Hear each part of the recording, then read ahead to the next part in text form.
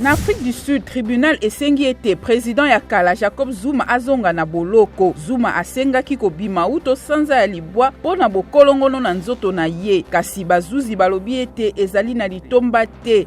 Parquet général ya France ekateli moi Rwanda Claude Muhayimana mibu 15 ya boloko.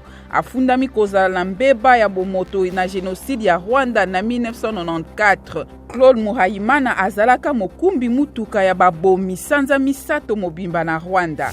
Mokonzi ekolo France Emmanuel Macron akokende na Mali kokutana na président ya transition colonel Assimi Goïta mokolo mwa yambo ya poso mokoya elobi Champs-Élysées.